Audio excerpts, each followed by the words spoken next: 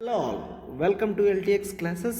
ఈరోజు మనం ఈ క్లాస్లో NCERT polity class 12 chapter 6 part 1 చూద్దాము. క్లియర్గా జాగ్రత్తగా అబ్జర్వ్ చేయండి అమ్మా. చాప్టర్ నేమ్ ఏంటి? The crisis of democratic order. Clear. Chapter 5 లాస్ట్లో మనం క్లియర్గా చూసాం ఏంటని. నెక్స్ట్ చాప్టర్లో 1973 తర్వాత 1975 ఆ టైంలో ఇండియాలో కొన్ని పొలిటికల్ చేంజెస్ వచ్చాయి అని చూసాం, అవునా? సో దానికి కంటిన్యూస్గా ఇక్కడ ఏం జరిగింది అనేది చూద్దాం. బై 1973 ఇందిరాగాంధీ చాలా పవర్ఫుల్గా తయారైంది అని చూస్తున్నాం, అవునా? సో దాన్ని కంటిన్యూస్గా ఇక్కడ చూద్దాం. ఆర్టికల్ డీల్ చేస్తుంది. This is Srinivas. సో ఇంకా డిలే చేయకన్నా వెంటనే చాప్టర్లోకి వెళ్ళిపోదాం. జాగ్రత్తగా అబ్జర్వ్ చేయండి అమ్మా. అయితే ఇక్కడ ఈ చాప్టర్లో ఏం చూస్తామో చెప్పడం జరిగింది. కేర్ఫుల్గా అబ్జర్వ్ చేయండి అమ్మా. మనం ఒక్కసారి లాస్ట్ చాప్టర్లో Congress recovered, first time Nehru గారు ఉన్నప్పుడు ఎంత గ్లోరీగా కాంగ్రెస్ ఉండేదో అంత గ్లోరీగా మళ్ళీ ఇందిరాగాంధీ గారి టైంలో 1971లో రావడం జరిగింది అని చూసాం. బట్ ఒకప్పుడు నెహ్రూ గారు ఉన్న టైప్ ఆఫ్ పార్టీగా లేదు. అంటే నెహ్రూ గారు ఉన్నప్పుడు పార్టీలో ప్రతి ఒక్కరిని కూడా ఎంకరేజ్ చేసేవారు. బట్ ఇక్కడ కొత్త కాంగ్రెస్ అండర్ ఇందిరాగాంధీ గారు వచ్చిన తర్వాత కేవలం అదొక సోషల్ ఐడియాలజికల్ పార్టీగా తయారైంది, అవునా? సో చాలా డిఫరెన్సెస్ అనేవి రావడం జరిగింది. సో దాంతో కొన్ని సిరీస్ ఆఫ్ ఈవెంట్స్ అనేవి 1973-75 మధ్యన జరిగాయి. సో అవి ఇండియన్ డెమోక్రటిక్ పాలిటిక్స్లో ఇంపార్టెంట్ రోల్ ప్లే చేశాయి. అవి చూడాల్సిన ఇష్యూ అనేది 1975 మాత్రమే కాదమ్మా, ఇప్పటికీ 50 years అవుతున్నప్పటికీ కూడా ఆ ఇష్యూస్ అనేవి ఇంకా అలానే ఉన్నాయి. క్లియర్. సో అది ఒక లాంగ్ లాస్టింగ్ డెమోక్రటిక్ పాలిటిక్స్లోని అండ్ ఇన్స్టిట్యూషనల్ బ్యాలెన్సెస్లోని ఇంపార్టెంట్ రోల్ ప్లే చేసింది. అండ్ ఆ తర్వాత కాన్స్టిట్యూషన్ని మనం కొన్ని అమెండ్ చేసి పవర్స్ అనేవి తగ్గించడం జరిగిందనమాట. క్లియర్. సో అది ఏంటి? మెయిన్ ఇంపోజిషన్ ఆఫ్ ఎమర్జెన్సీ అనేది డిక్లేర్ చేయడం జరిగింది 1975లో. క్లియర్.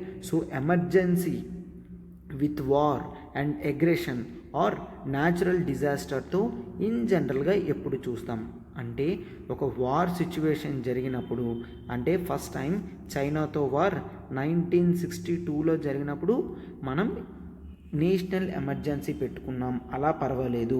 ఆర్ చైనీస్ అగ్రెషన్తో ఉన్నప్పుడు పెట్టుకున్నాం కదా, అలా పర్వాలేదు. ఆర్ న్యాచురల్ డిజాస్టర్స్ వచ్చినప్పుడు ఒక ఎమర్జెన్సీ అని అంటాము కదా. బట్ ఇప్పుడు 1975లో పెట్టిన ఎమర్జెన్సీ అనేది ఒక ఇంటర్నల్ డిస్టర్బెన్స్ లాంటిది. అంటే ఒక ఇంటర్నల్ డిస్టర్బెన్స్ వచ్చినందువలన ఇక్కడ ఎమర్జెన్సీ అనేది పెట్టారు. ఆ సిచ్యువేషన్ అనేది కాంగ్రెస్ని మళ్ళీ మార్చేసింది. నెక్స్ట్ వచ్చిన 1977 ఎలక్షన్స్లో కాంగ్రెస్ లోక్సభలో ఓడిపోవడం, అంటే పార్లమెంటరీ ఎలక్షన్స్లో ఓడిపోవడం జరిగింది. క్లియర్. సో అందుకని ఈ చాప్టర్లో ఆ క్రూషియల్ ఫేజ్, ఆ 1975-77 అనేది ఇండియన్ డెమోక్రసీలో ఒక ఇంపార్టెంట్ ముద్ర అనేది వేయడం జరిగింది. దాన్ని మనం క్లియర్గా చూస్తాం. అంటే అక్కడ ఉన్న కాంట్రవర్సీస్ ఏంటి, ఏ విధంగా దాన్ని అర్థం చేసుకోవాలి అనేది మనం చూస్తాం. క్లియర్. సో అయితే ఆ ఎమర్జెన్సీ అనేది ఎందుకు ఇంపోజ్ చేశారు, అంత అవసరం ఎందుకు వచ్చింది, అండ్ ఆ ఇంపోజిషన్ ఆఫ్ ఎమర్జెన్సీ అనేది ఒక జనరల్గా మనం ఏ విధంగా అర్థం చేసుకోవాలి, ఆ ఎమర్జెన్సీ కాన్సిక్వెన్సెస్ ఏంటి, మిగిలిన పొలిటికల్ పార్టీస్ మీద ఎటువంటి ఎమర్జెన్సీ కాన్సిక్వెన్సెస్ అనేవి క్రియేట్ చేసిందో మనం చూస్తామన్నమాట. క్లియర్. అండ్ ఆ తర్వాత లెసన్స్ ఆఫ్ ఎమర్జెన్సీ. క్లియర్. ఆ ఎమర్జెన్సీ కాన్సెప్ట్ నుంచి ఇండియా ఎటువంటి లెసన్స్ నేర్చుకుంది. క్లియర్. నెక్స్ట్ ఇక్కడ ఒక్కసారి చూడమ్మా, బ్లాక్లో ఇచ్చాడు ఎడిటోరియల్ పేజ్. ఏంటది? నయీ దునియా 1975లో ప్రచారం చేయడం జరిగింది. అక్కడ except the space for editorial was left blank. The editorial was censored. Okay, editorial అనేది సెన్సార్ చేయడం జరిగింది. క్లియర్. సో ఇక్కడ చూసారమ్మా, ఇక్కడ ఫస్ట్ ఆఫ్ ఆల్ ఇక్కడ క్లియర్గా ఒక వైట్ స్పేస్ అనేది ఇంటెన్షనల్గా వాళ్ళు లీవ్ చేయడం జరిగింది. ఎందుకు? న్యూస్ పేపర్స్ వాళ్ళు క్లియర్గా చూపిస్తున్నారనమాట. ఏంటి, మేము ఏదైనా తీసుకొని రావాలి అనుకుంటే గవర్నమెంట్ వాటిని సెన్సార్ చేస్తుంది అని చెప్తున్నారనమాట. క్లియర్. సో సెన్సార్ చేయడం అంటే ఏంటి? నచ్చితేనే గవర్నమెంట్ ఫస్ట్ చూస్తుంది. న్యూస్ పేపర్లో ఏం ప్రచారం చేయాలని ఫస్ట్ గవర్నమెంట్ చూస్తుంది. వాళ్ళు యాక్సెప్ట్ చేసిన తర్వాత మాత్రమే ప్రచారం చెయ్యాలి. సో దాన్ని మనం ముందుగా కట్ చేస్తే, ముందుగా చెక్ చేస్తే సెన్సారింగ్ అని అంటాము. క్లియర్. సో అవి ఎలా చేసింది? ఎమర్జెన్సీ పవర్స్ని యూజ్ చేసి చేసింది. అండ్ ఇదే కాదు, చాలా న్యూస్ పేపర్స్లో బ్లాంక్ స్పేసెస్ అనేవి టు ప్రొటెస్ట్ అగెన్స్ట్ ఎమర్జెన్సీ ఉంచేయడం జరిగింది. క్లియర్. సో అయితే ఆ తర్వాత ఇలాగా బ్లాంక్ స్పేసెస్ విడిచిపెట్టడం కూడా బ్యాన్ చేసేసింది గవర్నమెంట్. అంటే నెక్స్ట్ వచ్చిన వాళ్ళకి ఎటువంటి రోల్ కూడా కాంగ్రెస్ ఈ విధంగా చేసింది అని తెలియకూడదు అన్న ఉద్దేశంతో తీసుకొని రావడం జరిగింది. క్లియర్. సో మనం జాగ్రత్తగా నీట్గా చూద్దాము. చూడండి అమ్మా చాప్టర్ని. ఇండిపెండెన్స్ డే సెలబ్రేషన్స్ కాబట్టి మనం ఎన్సిఆర్టీ ఫౌండేషన్ అనేది తీసుకొని రావడం జరిగింది. ఎన్సిఆర్టీ ఫౌండేషన్ కోర్స్ వర్త్ 15,000 రూపీస్ది NCERT celebrations Independence Day celebrations కాబట్టి 10,000 రూపీస్కి తీసుకొని రావడం జరిగింది. క్లియర్. సో ఇది ఎన్సిఆర్టీ యూపీఎస్సి ప్రిపరేషన్లో ఎంత ఇంపార్టెంటో మీకు తెలుసు. అండ్ మనం ఏ విధంగా కవర్ చేస్తామో కూడా మీకు తెలుసు.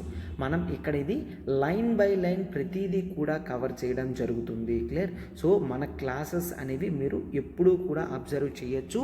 మనం చాలా నీట్గా బిగినర్స్ ఓరియంటేషన్లో ఈజీగా అర్థం కావడానికి బైలింగ్యువల్ లాంగ్వేజ్లో చెప్పడం జరిగింది. అవునా? సో మనకి ఇక్కడ ఇది లైఫ్ టైం వ్యాలిడిటీ ఉందమ్మా.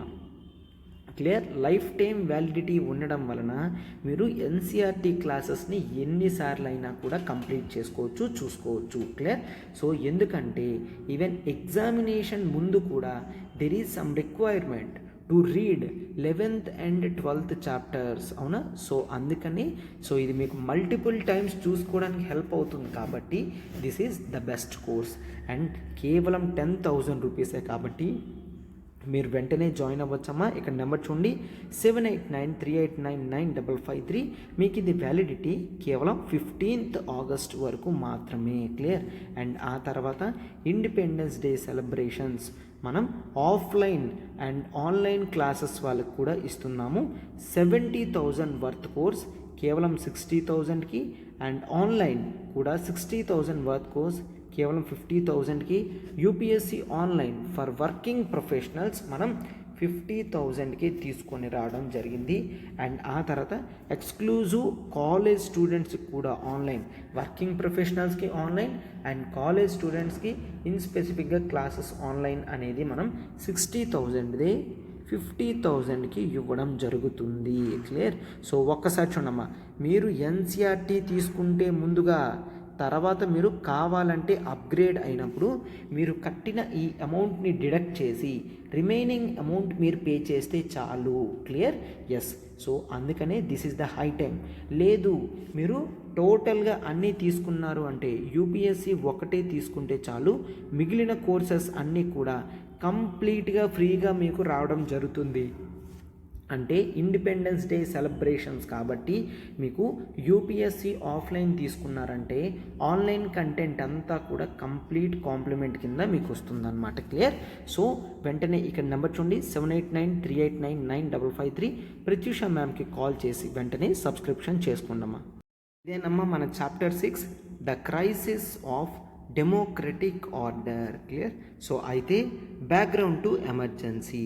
అసలు ఎమర్జెన్సీ రావడానికి గల బ్యాక్గ్రౌండ్ రీజన్స్ ఏమై ఉంటాయో మినిమం తెలియాల్సిన అవసరం అనేది మనకు ఉంటుంది. మీరు 1967 నుంచి ఇండియన్ పాలిటిక్స్ని క్లియర్గా అబ్జర్వ్ చేస్తే చేంజెస్ అనేవి after Nehru and Shastri's death తర్వాత చూస్తాం in 1967. So Indira Gandhi emerged as a towering leader అన్నారు. చూసారా? టవరింగ్ లీడర్ అంటే great, very important and great లీడర్స్ని టవరింగ్ లీడర్స్ ఓకే అని అంటారు. విత్ ట్రెమెండస్ పాపులారిటీ అంటే విత్ హ్యూజ్ పాపులారిటీ ఆమె బాగా గ్రో అవ్వడం జరిగిందని చెప్తున్నారు. అండ్ అదే టైంలో పార్టీలో బిట్టర్ కాంపిటీషన్ కూడా పెరిగిపోతుంది అండ్ పార్టీ పోలరైజ్ అవుతుంది. సో పోలరైజ్ అంటే ఏంటి? ఇద్దరు రెండు పార్టీల కింద డివైడ్ అయిపోయి ప్రజలు ఒక పార్టీ వైపు, మరొక కార్యకర్తలు మరొక మెంబర్ వైపు వెళ్తే దాన్ని పోలరైజ్డ్ అని అంటాము. క్లియర్? పోలరైజ్డ్ అంటే ఏంటి? ప్రజలని అవేకెన్ చేసి ఎవరో ఒక వైపు లాక్కుంటే దాన్ని పోలరైజ్డ్ అని అంటాము. అయితే ఈ పీరియడ్లో సో జనరల్గా ఏం చూస్తాం? Relationship between government and judiciary చూస్తాము. క్లియర్? గవర్నమెంట్ అండ్ జ్యుడిషియరీ ఏ విధంగా వెళ్ళాలో చూస్తాం. అండ్ సుప్రీంకోర్టు చాలాసార్లు చూసింది ఏంటి? గవర్నమెంట్ తనకు నచ్చినట్టు చేస్తూ కాన్స్టిట్యూషన్ని వైలేట్ చేస్తుంది. గవర్నమెంట్ ప్రజల గురించి ఏం చేసినా పర్వాలేదు, బట్ కాన్స్టిట్యూషన్ని వైలేట్ చేసి చేయడం అనేది ఒప్పుకోను అని చెప్పడం జరిగింది. సుప్రీంకోర్టు ఏదైతే గవర్నమెంట్ తీసుకొచ్చింది వైలేటివ్ ఆఫ్ కాన్స్టిట్యూషన్ అని క్యాన్సిల్ చేస్తుందో జనరల్గా పార్లమెంట్ ఏమనుకుంది? జనరల్గా సుప్రీంకోర్టు అన్నీ కూడా క్యాన్సిల్ చేస్తుంది. సో దీని వలన ప్రిన్సిపల్స్ ఆఫ్ డెమోక్రసీకి ఇబ్బంది అవుతుంది. ఎందుకు? డెమోక్రసీని ఎన్ష్యూర్ చేసేది, కాపాడేది పార్లమెంట్ కాబట్టి పార్లమెంట్ పవర్స్ సుప్రీంకోర్టు క్యాన్సిల్ చేయకూడదు. అండ్ దీంతోపాటు పార్లమెంటరీ సుప్రీమసీ కూడా పోతుంది. పార్లమెంటరీ సుప్రీమసీ అంటే ఏంటి? సుప్రీమసీ అంటే హైయెస్ట్గా ఉండడం.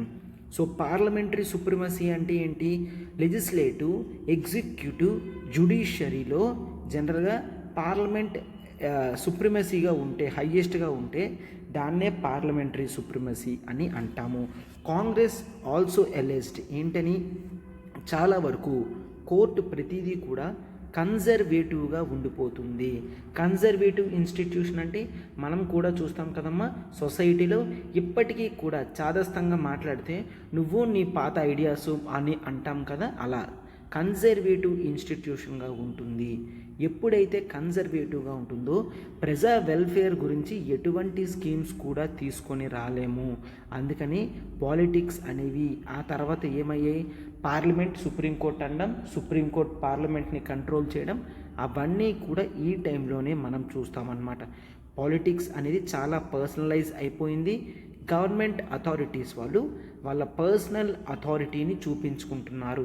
ఇంతవరకు కూడా పొజిషన్స్ అనేవి ఉండేవి, ప్రైమ్ మినిస్టర్ పొజిషన్ అలాగా. బట్ ఇప్పుడు ప్రైమ్ మినిస్టర్ పొజిషన్లో ఎవరు కూర్చుంటున్నారు అనేది ఇంపార్టెంట్ రోల్ ప్లే చేస్తుంది. క్లియర్? అండ్ ఆ తర్వాత మీరు క్లియర్గా చూస్తారు 1969-71 టైం కల్లా కాంగ్రెస్ స్ప్లిట్ అయ్యింది అని చూస్తాం. అవునా? బిట్వీన్ ఇందిరాగాంధీ ఒకవైపు అండ్ ఆమె అపోనెంట్స్ అందరూ కూడా ఒకవైపు. క్లియర్? ఇది పొలిటికల్ బ్యాక్గ్రౌండ్ చూసుకుంటే, అయితే ఎకనామిక్ బ్యాక్గ్రౌండ్ కూడా చాలా వర్స్ట్ సిచ్యువేషన్స్లో 1971లో ఉన్నాము. ఎస్, 1971 ఎలక్షన్ టైంలో కాంగ్రెస్ గరీబీ హటావో, రిమూవ్ ది పవర్టీ అనేది అసలు తీసేయండి, భారతదేశంలో పవర్టీ పేదరికం అనేది ఉండకూడదు, పేదరిక నిర్మూలనే మా గవర్నమెంట్కి మెయిన్ ఇంపార్టెంట్ రోల్ అని తీసుకొస్తున్నారు. బట్ అయితే economic conditions and social conditions కూడా 91, 71, 72 టైంలో చాలా వర్స్ట్గా ఉన్నాయి అని చెప్తున్నారనమాట. బంగ్లాదేశ్ క్రైసిస్ ఏంటమ్మా? Liberation of Bangladesh from the Pakistan 1971లో చూస్తాం. అవునా? 1971లో ఇందిరాగాంధీ గారు గెలిచిన తర్వాత పేదరిక నిర్మూలన చేద్దాము అనుకునేసరికి బంగ్లాదేశ్ బర్డెన్ అనేది రావడం జరిగింది. దాదాపుగా 80 లక్షల మంది ఇండియాకి రావడం జరిగింది. అండ్ ఆ టైంలో మనం బంగ్లాదేశ్కి సపోర్ట్ చేసాము. సో మనకి హెవీ స్ట్రెయిన్ అంటే చాలా ఒత్తిడి, ఎకనామికల్గా ఇండియా అనేది చాలా ఎక్కువ ఖర్చు పెట్టడం ఈ టైంలో జరిగిందనమాట. క్లియర్? సో అయితే వార్ అయిన తర్వాత యుఎస్ గవర్నమెంట్ ఆ టైంలో తెలుసు కదా మనకి, పాకిస్తాన్కి సపోర్ట్ చేసింది అండ్ ఇండియాకి రష్యా సపోర్ట్ చేయడం జరిగింది. సో అమెరికన్ గవర్నమెంట్ నుంచి వచ్చే ఎయిడ్ ఆర్ సపోర్ట్ అంతా కూడా ఆగింది. అండ్ ఆ టైంలోనే ఇంటర్నేషనల్ మార్కెట్లో ఆయిల్ ప్రైసెస్ అనేవి పెరగడం స్టార్ట్ అయ్యాయి. సో దీంతో ప్రైసెస్ ఆఫ్ కమోడిటీస్ అనేవి పెరిగాయి. సో ఇన్ఫ్లేషన్ అనేది 23% దాకా 1973లో అండ్ 30% దాకా 74లో పెరిగింది. క్లియర్. సో అంత ఇన్ఫ్లేషన్ అనేది ప్రజలు తట్టుకోవడం చాలా కష్టం. 30% ఇన్ఫ్లేషన్ అంటే ఏంటమ్మా, 100 రూపీస్ ఉన్న వస్తువుని 130 రూపాయలకి మనం కొంటామా? సో ప్రజలు చాలా వరకు కూడా ఇబ్బందిగా ఫీల్ అవుతారు, అవునా? సో అంత ఎక్కువ జరిగింది. ఆ టైంలో చాలా హార్డ్షిప్స్ అనేవి జరిగాయి. ఈ హై లెవెల్ ఆఫ్ ఇన్ఫ్లేషన్ ప్రజల నిజ జీవితాన్ని చాలా జాగ్రత్తగా మార్చేశాయి. క్లియర్. అండ్ ఆ తర్వాత అనుకున్నంతగా 5 ఇయర్స్ పాలసీస్ అనేవి అవ్వడం లేదు. ఇండస్ట్రియల్ గ్రోత్ అనేది అంత ఎక్కువ లేదు, చాలా తక్కువ ఉంది. సో అన్ఎంప్లాయ్మెంట్ అనేది పెరిగిపోతుంది అన్నమాట. క్లియర్. మెయిన్లీ రూరల్ ఏరియాస్లో చాలామంది యూత్ ఖాళీగా కూర్చుంటున్నారు. సో గవర్నమెంట్ ఎక్స్పెండిచర్ తగ్గడానికి గవర్నమెంట్ ఏం చేసింది, శాలరీస్ ఆఫ్ గవర్నమెంట్ ఎంప్లాయీస్ కూడా తగ్గించేసింది. క్లియర్. సో తగ్గించేస్తే వాళ్ళు ఊరుకుంటారా? వాళ్ళల్లో గవర్నమెంట్ మీద వ్యతిరేకత అనేది స్టార్ట్ అయ్యింది. అండ్ అదే కాదు, దీంతోపాటు 1972-73లో మాన్సూన్స్ కూడా మనకి ఫెయిల్ అయ్యాయి. మాన్సూన్ ఫెయిల్ అయితే ఇరిగేషన్ ఫెయిల్ అవుతుంది, ఇరిగేషన్ ఫెయిల్ అయితే అగ్రికల్చర్ టోటల్గా ఫెయిల్ అయ్యే ఛాన్స్ ఉంది, అవునా? సో అగ్రికల్చరల్ ప్రొడక్టివిటీ అనేది తగ్గింది. ఫుడ్ గ్రెయిన్ అవుట్పుట్ 8% దాకా తగ్గింది. 8% అంటే 100 బ్యాగ్స్ ప్రొడ్యూస్ చేసే నేను కేవలం 92 బ్యాగ్సే ప్రొడ్యూస్ చేస్తున్నానంటే దాన్ని 8% అవుట్పుట్ డిక్లైన్ అని అంటాము. క్లియర్. సో ఇవన్నీ చూసేసరికి సొసైటీలో economic situations and political situation చూసేసరికి అందరికీ డిస్సాటిస్ఫాక్షన్ వస్తుంది దేశంలో. క్లియర్. సో చూడమ్మా, నెక్స్ట్ పేజ్కి వెళ్తున్నాం. ఆ ఎకనామిక్ సిచ్యువేషన్స్ అన్నీ అలా జరుగుతున్నప్పుడు నాన్ కాంగ్రెస్ పార్టీస్ అన్నీ కూడా ఒకవైపు రావడం జరిగింది. వాళ్ళు కాంగ్రెస్కి ఆపోజిట్గా, ఇందిరాగాంధీకి ఆపోజిట్గా పాపులర్ ప్రొటెస్ట్స్ అనేవి తీసుకొచ్చారు. ప్రొటెస్ట్స్ అంటే అగెయిన్స్ట్ గవర్నమెంట్ నినాదాలు చేస్తే ప్రొటెస్ట్ అని అంటాం. ఫర్ ఎగ్జాంపుల్, చాలామంది స్టూడెంట్స్ వాళ్ళు ఏం చేస్తున్నారు, వాళ్ళు లేట్ 1960స్లో ఆ పీరియడ్లో చాలా ఎక్కువ మంది ఉన్నారు. వాళ్ళు మార్క్సిస్ట్ గ్రూప్స్ వైపు అట్రాక్ట్ అవుతున్నారనమాట. ఏంటి, వాళ్ళకి పార్లమెంటరీ మీద నమ్మకం పోయింది. 1947లో ఇండిపెండెన్స్ వచ్చింది, 50లో ఎలక్షన్స్ జరిగాయి. అప్పటి నుంచి ఇప్పటిదాకా ఎటువంటి మార్పు కూడా రాలేదంటే పార్లమెంట్ మీద ఉన్న నమ్మకం అనేది పోతుంది. సో వీళ్ళకు కూడా పార్లమెంట్ మీద నమ్మకం పోయింది. నమ్మకం పోయి మార్క్సిస్ట్ గ్రూప్స్ అంటే గవర్నమెంట్స్ అన్నీ ఇలానే ఉంటాయి, ఇలా వీళ్ళు ఉండడం తప్పు అని చెప్పి ఆర్మ్స్ అండ్ ఎమ్యునిషన్స్ అనేవి పట్టుకుంటారు. అండ్ ఇన్సర్జెన్సీ టెక్నిక్స్ అంటే నక్సలైట్ల కింద తయారవుతున్నారన్నమాట. క్లియర్. క్యాపిటలిస్ట్ ఆర్డర్ అంటే ఏంటి, రిచ్ పీపుల్ ఆర్ ఇండస్ట్రీస్ ఎవరైతే ప్రైవేట్ పీపుల్లో ఉంటున్నాయో వాటన్నిటినీ క్లోజ్ చేయాలి.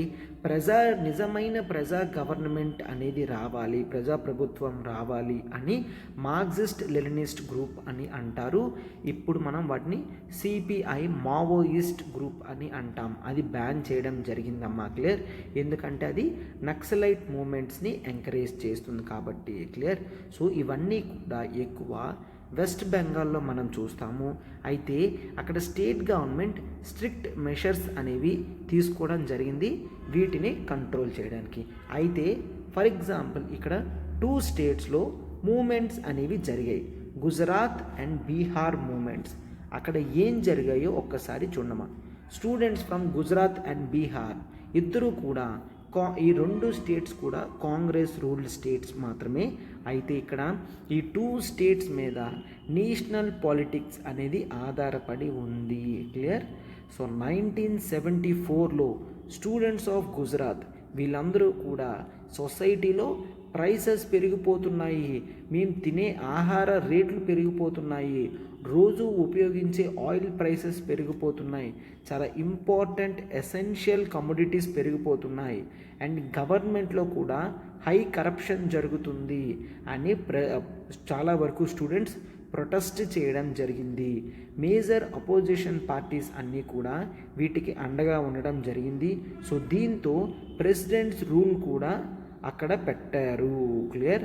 సో చాలా వరకు లా అండ్ ఆర్డర్ డిస్టర్బెన్స్ అవుతుంది అండ్ గవర్నమెంట్ కాన్స్టిట్యూషన్ తగ్గట్టుగా నడవడం లేదు అని ప్రెసిడెంట్ రూల్ కూడా అక్కడ పెట్టారమ్మా. క్లియర్. సో అయితే అపోజిషన్ పార్టీస్ ఏమడుగుతున్నారు, ఫ్రెష్ ఎలక్షన్స్ కావాలి గుజరాత్లో అని అడుగుతున్నారు. అండ్ కాంగ్రెస్ ఓలో ఉన్న ఇంపార్టెంట్ పర్సన్ మొరార్జీ దేశాయ్ గారు, ఓకే, ఆమె హీఈస్ రైవల్ టు ఇందిరాగాంధీ గారు కదా. సో అయితే కాంగ్రెస్లో ఉన్నప్పుడే అతను చెప్పారు, మీరు గుజరాత్లో గవర్నమెంట్ పడగొట్టి కొత్తగా ఎలక్షన్స్కి వెళ్ళకపోతే నేను ఇండెఫినైట్ ఫాస్ట్ అంటే నేను నిరాహార దీక్ష చేస్తాను అని చెప్పడం జరిగింది. సో అతని ప్రెషర్తోని స్టూడెంట్స్ ప్రెషర్ బాగా పెరిగిపోవడంతో అసెంబ్లీని రద్దు చేసి 1975లో గుజరాత్ ఎలక్షన్స్ పెట్టారు. అయితే అందులో కాంగ్రెస్ ఘోరంగా ఓడిపోవడం జరిగింది. క్లియర్. సో ఇది గుజరాత్ చూస్తే బీహార్ కూడా చూడమ్మా. సేమ్ అదే టైంలో 1974 మార్చ్ టైంలో బీహార్లో ఉన్న స్టూడెంట్స్ కూడా రైజింగ్ ప్రైసెస్ పెరుగుతున్నాయి, ఫుడ్ స్కేర్సిటీ, తినడానికి ఫుడ్ కూడా ప్రాపర్గా దొరకడం లేదు, అండ్ అన్ఎంప్లాయ్మెంట్ అనేది పెరుగుతుంది, అండ్ కరప్షన్ కూడా పెరుగుతుంది అని చెప్పడం జరిగిందనమాట. వాళ్ళు జయప్రకాష్ నారాయణన్ గారిని పిలవడం జరిగింది. అంతవరకు కూడా యాక్టివ్ పాలిటిక్స్లో ఉన్న అతను అప్పుడే సోషల్ యాక్టివిటీస్లోకి వెళ్ళారు. అతనున్న ప్లేస్లో తమిళనాడులో అలాగా సోషల్ యాక్టివిటీస్ చేస్తున్నారు. బట్ బీహార్ స్టూడెంట్స్ వాళ్ళందరూ కూడా జయప్రకాష్ నారాయణన్ గారిని పిలవడం జరిగింది. దేనికి? ఈ మూమెంట్ని, స్టూడెంట్స్ మూమెంట్ని లీడ్ చేయడానికి పిలవడం జరిగింది. క్లియర్. సో అయితే ఈ మూమెంట్ ఏంటి, అతను ఒకే ఒక కండిషన్ మీద, మూమెంట్ అనేది నాన్ వైలెంట్గా ఉంటేనే నేను వస్తాను, అండ్ అది కేవలం బీహార్ మాత్రంలోనే ఉండకూడదు, టోటల్గా స్టూడెంట్స్ అందరూ కూడా ఈ మూమెంట్ని స్ప్రెడ్ చేద్దాము అంటే మాత్రమే, మిగిలిన స్టేట్స్కి కూడా స్ప్రెడ్ చేద్దాము అంటేనే నేను జాయిన్ అవుతాను అతను చెప్పారు. స్టూడెంట్స్ అందరూ కూడా ఎస్ యాక్సెప్ట్ చేశారు. అండ్ ఆ తర్వాత దీనికి నేషనల్ అపీల్ కూడా, అంటే నేషన్ మొత్తం కూడా సపోర్ట్ చేయడం జరిగిందనమాట. చాలామంది from all walks of life, అంటే డిఫరెంట్ స్టేజెస్ సిచ్యువేషన్స్ నుంచి వచ్చిన ప్రజలందరూ కూడా ఆ మూమెంట్లో పాల్గొన్నారు. అండ్ జయప్రకాష్ నారాయణన్ గారు ఏంటి, కాంగ్రెస్ గవర్నమెంట్ ఇన్ బీహార్ని డిస్మిస్ చేయాలి, అండ్ ఆ తర్వాత టోటల్ రివల్యూషన్, ఏ విధంగా సోషల్, ఎకనామిక్, పొలిటికల్ స్పియర్స్లో టోటల్ రివల్యూషన్ రావాలి అని అతను అడిగారనమాట. క్లియర్. సో ఒక ట్రూ డెమోక్రసీని నిల్చోపెట్టాలి అని అడిగారు. సో దాని గురించి కంటిన్యూస్ సిరీస్ ఆఫ్ బంద్స్ కానీ గెహరోస్ కానీ స్ట్రైక్స్ అన్నీ కూడా ఒకటే మీనింగ్ అనమాట. ఇవన్నీ కూడా ఆర్గనైజ్ చేశారు బీహార్ గవర్నమెంట్కి ఆపోజిట్గా. బట్ గవర్నమెంట్ మాత్రం రిఫ్యూజ్ టు రిజైన్, అసలు ఎంత మాత్రం కూడా రిజైన్ చేయడానికి యాక్సెప్ట్ చేయలేదు. క్లియర్. సో అయితే ఇక్కడ చూడమ్మా, ఇంపార్టెంట్ స్లోగాన్ ఈ టైంలో ఎవరు, డీకే బరువా, ఓకే, ఇతను కాంగ్రెస్ ప్రెసిడెంట్ అనమాట. 1974లో ఇతను ఏం చెప్తున్నారు, Indira is India, India is Indira, అంటే ఆమె అంత పవర్ఫుల్గా ఆ టైంలో ఉంది అని చెప్తున్నారనమాట. ఇండియాలో ఏం జరగాలన్నా కూడా ఇందిరాగాంధీయే చెప్తుంది, అండ్ ఇందిరాగాంధీ చెప్పిందే ఇండియాలో జరుగుతుంది అని క్లియర్గా అతని స్లోగన్ యొక్క ఉద్దేశం. ఫైన్. సో ఇప్పుడు మనం నెక్స్ట్ పేజ్కి వెళ్తున్నాం. చూడమ్మా, ఇక్కడ చూడమ్మా, నక్సలైట్ మూమెంట్ అని అన్నాం కదా. ఆ నక్సలైట్ మూమెంట్ అనేది వెస్ట్ బెంగాల్లో స్టార్ట్ అయింది అని చెప్తున్నామా. సో అయితే అది ఎలా జరిగింది ఏంటో ఇక్కడ నక్సలైట్ మూమెంట్ అని ఇస్తున్నారు. లైన్ టు లైన్ జాగ్రత్తగా చూడమ్మా. అయితే 1967లో ఒక పెజెంట్ అప్రైజింగ్ అంటే ఏంటి, పెజెంట్స్ అందరూ కూడా గవర్నమెంట్కి ఆపోజిట్గా నిల్చున్నారు అంటే దాన్ని అప్రైజింగ్ అని అంటాము. క్లియర్. అది జరిగింది. ఎక్కడ? నక్సల్బారీ పోలీస్ స్టేషన్లో. క్లియర్? ఎక్కడ? Darjeeling hills in west Bengal under the leadership of local cadre. ఎవరు వాళ్ళు? CPI Marxist. క్లియర్? సో అయితే నక్సల్బారీలోనే ఫస్ట్ టైం స్టార్ట్ అయింది కాబట్టి మూమెంట్ అనేది నక్సలైట్ మూమెంట్గా పేరు రావడం జరిగింది. క్లియర్? నక్సల్బారీ ఏరియాలో జరిగింది కాబట్టి నక్సలైట్ మూమెంట్ అని అంటాము. అయితే ఆ నక్సల్బారీ పోలీస్ స్టేషన్ నుండి ఆ పెజెంట్ అంటే ఫార్మర్స్ మూమెంట్ అనేది అక్రాస్ ఇండియాలో చాలా స్టేట్స్లో కూడా పాస్ అయింది అండ్ దీన్నే నక్సలైట్ మూమెంట్ అని అంటాము. 1969లో అది బ్రేక్ ఆఫ్ అయింది. ఏంటి? ఫ్రమ్ సిపిఐఎం అండ్ ఒక కొత్త party communist party Marxist Leninist ఎంఎల్గా తయారైంది అనమాట. Clear? Under the leadership of Charu Majumdar లీడర్షిప్లో మార్క్సిస్ట్ లెనినిస్ట్ పార్టీ కింద వచ్చింది. అయితే అది డెమోక్రసీ ఇన్ ఇండియా అనేది ఒక షామ్ అంటే ఒక బూటకం, ఒక అబద్ధం. ఇండియాలో డెమోక్రసీ అనేది లేదు. సో అందుకనే మనం strategy of protracted gorilla warfare అంటే చెప్తాను చూడమ్మా. ప్రొట్రాక్టెడ్ అంటే కంటిన్యూస్, గురిల్లా వార్ఫేర్ అంటే ఏంటి? మనము పోలీసుల మీద, ఆర్మీ మీద, మిలిటరీ మీద, ఆర్మ్డ్ ఫోర్సెస్ మీద మనము అటాక్స్ చేస్తూ ఉండాలి. సో అప్పుడే మనం టోటల్ రెవల్యూషన్ క్రియేట్ చేయగలం. టోటల్ రెవల్యూషన్ క్రియేట్ చేసినప్పుడే సొసైటీలో ఉన్న ప్రాబ్లమ్స్ అనేవి పోతాయి. గెరిల్లా వార్ఫేర్లో ఏమవుతుందమ్మా?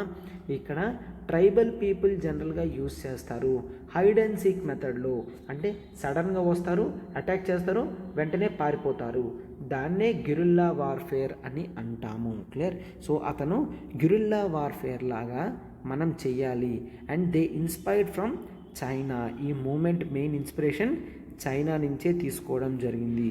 సో ఈ నక్సలైట్ మూమెంట్లో ఫోర్స్ అనేది చూసారమ్మా, ఈ నక్సలైట్ మూమెంట్లో ఫోర్స్ అనేది యూజ్ చేశారు. రిచ్ ల్యాండ్ ఓనర్స్ నుంచి ల్యాండ్ తీసుకోవడం జరిగింది ఫోర్స్తో. అండ్ ఆ తర్వాత పూర్ అండ్ ల్యాండ్లెస్ పీపుల్కి అవి ఇవ్వడం జరిగింది. అయితే దీన్ని ఎవరైతే సపోర్ట్ చేస్తున్నారో వాళ్ళు ఈ వైలెంట్ మీన్స్ని యాక్సెప్ట్ చేస్తున్నారు. ఏంటి? పొలిటికల్ గోల్స్ సాటిస్ఫై అవ్వడానికి, పేద ప్రజలకి కాస్త బెనిఫిట్ చేయడానికి ఆ మాత్రం ఫోర్స్ ఉపయోగించినా పర్వాలేదు, వైలెన్స్ ఉపయోగించినా పర్వాలేదు అని చెప్తున్నారనమాట. క్లియర్? సో అయితే అప్పుడే గవర్నమెంట్ ఏంటి? ప్రివెంటివ్ డిటెన్షన్ రూల్స్ అనేవి తీసుకొని రావడం జరిగింది. ప్రివెంటివ్ డిటెన్షన్ అంటే ఎవరైనా కూడా వైలెన్స్ చేస్తారు అని అనుమానం వచ్చినా కూడా వెంటనే వాళ్ళని క్యాచ్ చేయడం జరుగుతుంది. ఓకే? అంటే వాళ్ళు తప్పు చేసిన తర్వాత మాత్రమే కాదు, ఈవెన్ తప్పు చేయకముందు కూడా తప్పు చేస్తారు ఏమో అన్న భయంతో వాళ్ళని అరెస్ట్ చేస్తే ఆర్ డిటెన్షన్ ఒక దగ్గర ఉంచితే దాన్ని ప్రివెంటివ్ డిటెన్షన్ అని అంటాము. క్లియర్? అండ్ ఆ తర్వాత స్ట్రాంగ్ మెషర్స్ కూడా ఇవ్వడం జరిగింది. ఏంటని? వెస్ట్ బెంగాల్ గవర్నమెంట్ ఇలాంటివి తీసుకొచ్చింది. అండ్ నక్సలైట్ మూమెంట్ ఆ తర్వాత అది పూర్తిగా ఎండ్కి రాలేదు. వాళ్ళు ఎంత చేసినా కూడా పూర్తి ఎండ్గా రాలేదు. తర్వాత ఇయర్స్లో అది మిగిలిన పార్ట్స్ ఆఫ్ కంట్రీ కూడా స్ప్రెడ్ అయ్యింది. ఆ నక్సలైట్ మూమెంట్లో ఇప్పుడు వేరియస్ గ్రూప్స్ అండ్ ఆర్గనైజేషన్స్ కూడా వచ్చాయి. కొన్ని లైక్ మార్క్సిస్ట్ లెనినిస్ట్ లిబరేషన్ కింద they wish for open and democratic politics. Clear? వాళ్ళకి డెమోక్రసీ కావాలి, బట్ టోటల్ రెవల్యూషన్ వచ్చిన తర్వాత డెమోక్రటిక్ పాలిటిక్స్ రావాలి అని ఆ లిబరేషన్ గ్రూప్ వాళ్ళ ఆలోచన అనమాట. క్లియర్? సో అయితే టోటల్గా ఇప్పుడు 75 districts in 9 states. Clear? So 75 districts in 9 స్టేట్స్లో నక్సలైట్ వైలెన్స్ అనేది ఎఫెక్ట్ అవుతుంది. క్లియర్? సో ఎక్కడైతే ప్రజలు వెరీ బ్యాక్వర్డ్లో ఉంటారో, ఆదివాసీస్ ఉంటారో వాళ్ళని అట్రాక్ట్ చేయడం జరుగుతుంది. క్లియర్? ఈ ఏరియాస్లో ఉన్న షేర్ క్రాపర్స్ ఎవరమ్మా? మనం జనరల్గా ల్యాండ్ అనేది దీనికి ఇస్తాం కదమ్మా, కౌలుకి ఇస్తాం కదా, దాన్ని షేర్ క్రాపర్ అని అంటాము. Under tenancy అద్దెకిస్తే and small cultivators వీళ్ళందరి ఎక్కడైతే వాళ్ళకి ఎటువంటి రైట్స్ కూడా ఉండవు అటువంటి ఏరియాస్ని ఈ మార్క్సిస్ట్ లెనినిస్ట్ వాళ్ళు సెలెక్ట్ చేసుకుంటున్నారు, అక్కడ వైలెన్స్ అనేది స్ప్రెడ్ చేస్తున్నారు. క్లియర్? సో చూడండి, వాళ్ళ basic rights like security of tenure అంటే ఈరోజు నీకు ల్యాండ్ అనేది అద్దెకి ఇవ్వడం జరిగింది. సో నీకు 1 సంవత్సరం 2 సంవత్సరాల తర్వాత నీకు చెప్పకుండానే నీకన్నా ఎవరైనా ఎక్కువ ఇచ్చారు అనుకోండి, రెంట్ అనేది సడన్గా మీ దగ్గర నుంచి లాక్కొని వాళ్ళకి ఇవ్వడం జరుగుతుంది. ఎందుకు అలాగా? నాకు కేవలం డబ్బులు మాత్రమే కావాలి, నువ్వు ఏమైపోయినా మాకు అనవసరం అన్న ఉద్దేశంతో రిచ్ ల్యాండ్ లార్డ్స్ ఉండేవారు.